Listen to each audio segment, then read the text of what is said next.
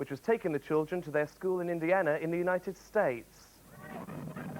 The camera films the children happily talking to each other just moments before they were to find their lives in danger. 16-year-old John Walden noticed the school bus missing a turn-off on its regular route. As the bus began to speed up, he knew something was wrong with the driver. I walked to the front of the bus, and when I did, I knelt down and asked him if he was okay, and he was unresponsive. The driver had passed out, and the bus was out of control. It smashed into a wooden bridge and threw the children up against the ceiling. John reached down, pressed the brake and switched off the engine, bringing the bus to a halt. Apart from shock, everyone was okay. I saw that some people were crying. I saw one child laying on the floor, face down. I turned around, got on the radio, and called for help. The bus had stopped in a field just short of a river. It was one of the school staff who received John's call. Thanks to John Waldron and his speedy response to this accident, we were able to get emergency personnel out there very quickly.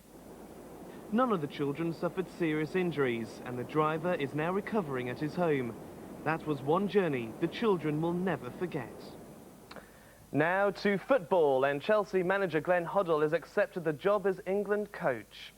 Within the last hour, Huddle's been speaking about his decision. He says he feels privileged and honoured to be managing the England team. He took over at Chelsea 3 years ago, will start his new job in the summer. He'll take over from Terry Venables after the Euro '96 tournament.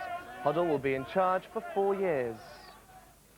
The football spectator, who was kicked by Eric Cantona during a match last year, has been sent to prison for 7 days for attacking a lawyer in court. Earlier today, Matthew Simmons was fined £500 for threatening and insulting the Manchester United player. Newsround's Stuart Maisner reports. This was the incident in January 1995 which caused so much controversy. Cantona, after being sent off against Crystal Palace, leapt into the crowd and attacked Matthew Simmons. Simmons always claimed he did nothing to provoke the attack. Today, the court disagreed with him. Matthew Simmons appeared calm as he entered court this morning, but that all changed after he was found guilty of using threatening words and behaviour during last year's match. He's reported to have leapt across the courtroom and attacked the prosecuting lawyer. For that attack, he's been sentenced to 7 days in prison. In March 1995, Eric Cantona was found guilty of attacking the Crystal Palace supporter. He was ordered to carry out community service as punishment, training children in soccer skills. The French star was also banned from playing football for 9 months.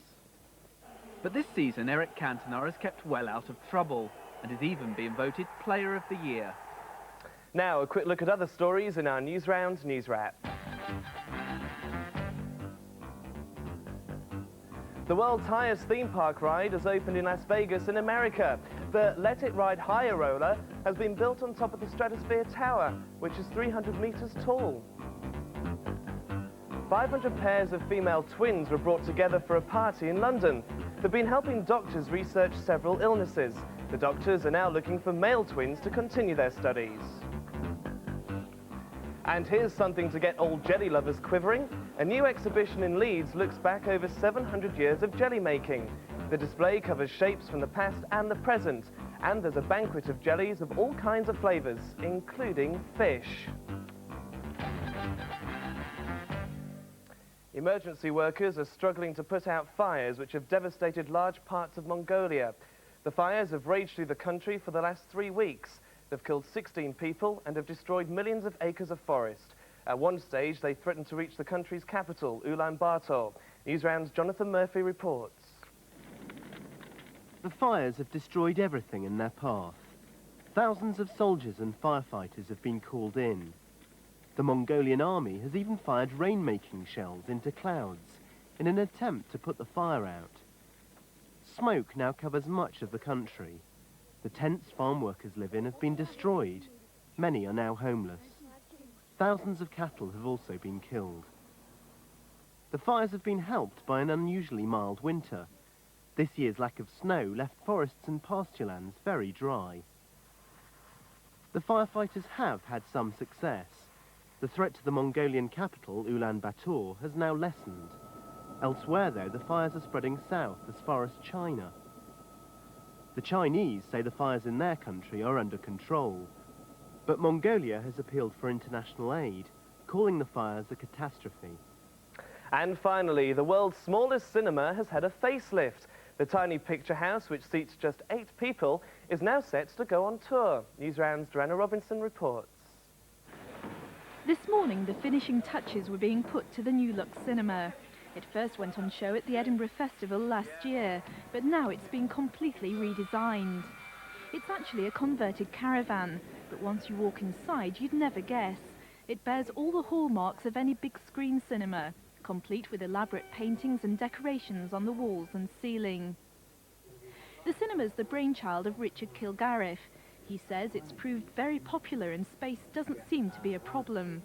We've used the space as well as we could by putting staggering the seats like this so people can see in between each other. So hopefully, unless you get lots of big hairdos, you'll be all right. Hello, welcome to the smallest cinema in the world. But it's not just a gimmick. The cinema's designed to show short films by new filmmakers who may not otherwise get their work seen. And because it's mobile, it can easily travel to the various festivals, taking the films to the directors who need to see them. It's off to Cannes in the south of France in a few days' time. Richard and his team hope it'll help promote British films around the world. And that's it for today, but don't forget to check out our CFAX service beginning on page 170. See you around the same time tomorrow. Bye-bye.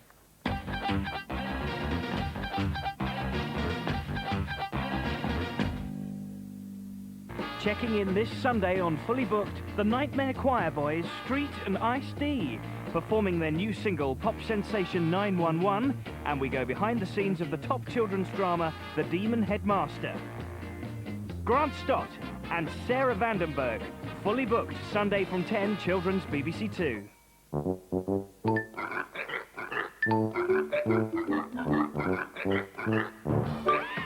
Ant Dec is coming up, but now let me introduce our guest this afternoon, Nigel Planer. Hello there. Nigel, coming in. You may recognise Nigel from The Young Ones, of Oh, course. yes, you're very funny. And Blackadder. Oh, yes, Blackadder, yeah. Yes, Blackadder, that was very good. But at the moment, you're appearing in Shakespeare's shorts. He's appearing in Shakespeare's shorts. What are you wearing Shakespeare's He's not shorts? wearing- No, I'm not wearing wearing long trousers. Long trousers today, but Yeah. just explain what Shakespeare's shorts are, Nigel. Shakespeare's Shorts is on 20 past 11 on Friday mornings. Right. And it's little bits from plays by Shakespeare.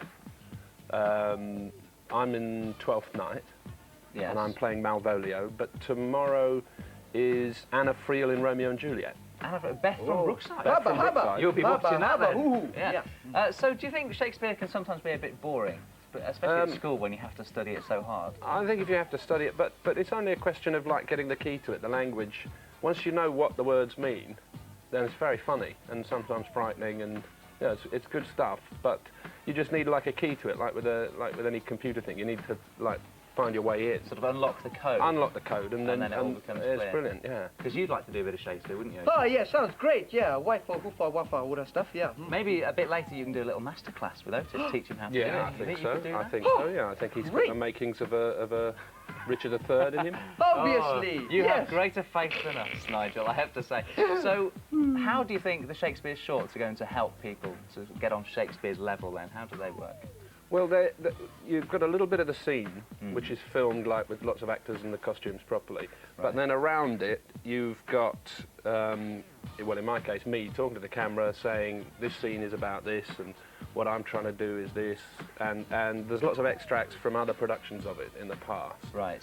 So it's like a guided tour through the play, really. Explaining it as you go along, which is Well, that not kind as you of go thing? along. You see the scene totally like it was in a film. Oh, right, I you know. see, yeah. But then there's a little bit before it where you Okay. see bits from other productions of it. Sounds good. It's on during the morning, as you say, on Friday, so you Yeah, have to set Friday your video morning. to see this, okay, if you're at Yeah. school, obviously. So it's 11:20, do you 11:20 say? in the on morning, Friday yeah. mornings. We'll talk about this a bit more later on, but stay around, because I'd like you to give Otis that masterclass a bit later. But now sit back and enjoy the marvellous acting talents of our two favourite actors on a Friday, Ant and Dec. Can you think of anything worse than being trapped in a cupboard with the Out Here brothers? Being trapped in a cupboard with Mr. Blobby, probably. No room. Oh, yeah, you're right, that is worse. He got off quite lightly, really, didn't he? Tomorrow, we start at 3:15. Looking forward to Little Mouse on the Prairie, Miss Splosh, and then Clarissa. Explains it all. Bing, disappear, Clarissa. Did Thank you. And after Newsround, another foot-stomping Blue Peter. But that is all tomorrow afternoon. We haven't wrapped up today yet. Oh, no. We have a guest with us this afternoon, Nigel Planer, who you probably recognise from The Young Ones and Blackadder, and at the moment is appearing in Shakespeare's shorts, which are happening on Friday morning. So you have to set your video. It's at 11:20 on a Friday morning. And Nigel, yours will be happening a week on Friday. That's right, not tomorrow, Friday week. And you're doing a little bit from 12th Night. Just From explain 12th what you're I'm doing. doing Malvolio. We're doing the letter scene, where Malvolio's this pompous guy, reads this letter which tells him that his boss, Olivia, is in love with him. Right. But it's a trick, because all the other people in the house have written this letter. And it convinces him that she's in love with him, so he fancies himself a bit. And it tells him to go and put yellow stockings on and smile at her a lot and stuff. And he buys this. He buys it. He's rather pleased with himself. He thinks at last, you know, she fancies me. So he goes off to put all the gear on. Oh, no. And that's the extract. It's a total trick. He's been completely set up. That's right. By his mates. It's a complete practical joke, and we can actually have a quick glimpse at how Malvolio handles it. Look at this. Every reason excites to this, that my lady loves me. She did commend my yellow stockings of late. She did praise my leg being cross-gartered, and in this she manifests herself to my love. I thank my stars I am happy. I will be strange, stout, in yellow stockings and cross-gartered, even with the swiftness of putting on. I was expecting it to be all really old-fashioned. That was set in the 30s, though, wasn't it? Sort of brought up to date a little bit. Yeah. In a big sort of stately home, where he's the steward of the house. He sort of looks after all the accounts and everything. And I also That's why couldn't all help the wing collar noticing and all that. the exit was very Jim Carrey. It was just like when you used to do, somebody stop me. Yeah, it was like the mouse. Yeah. Had to get one of them in. You just love that stuff. Now, Otis, this presumably is your Shakespeare gear. Yeah, yes, I'm ready to act, Okay. yes. I'm sorry to burden you with this, Nigel, but when Otis heard you were coming in, he did want a bit of a masterclass on Shakespearean acting. Is that okay? Yeah, sure. What would you like to practice, Otis? Well, I think Richard III, please, Simeon. Okay. Yeah. Oh, that's good, yes, because I do know a bit of that. Oh, good. I know the opening 3 lines. Okay, well, So are you ready? Listen Okay, carefully. Okay, they go, now is the winter of our discontent, made glorious summer by this sun of yore, and all the clouds that lowered upon our house, in the deep bosom of the ocean buried. Oh, can No you do that? problem. No problem. Okay, go ahead Easy. then. Okay, here we go. Now it's the winter, so put on your pullovers, because it's very chilly. Made by Gloria Summer, whoever she is. She comes from York, and all the clouds are in the sky, and I've got some bosoms. That's it. Bosom. Movie. Don't say bosom. I brought Movie. this with me just in case. Okay. But it's the Perfect. Ah, the anti-Shakespeare muzzle. That's right, Thank you very much. Now It's try. not fair, really. Thank you. Good effort, Otis.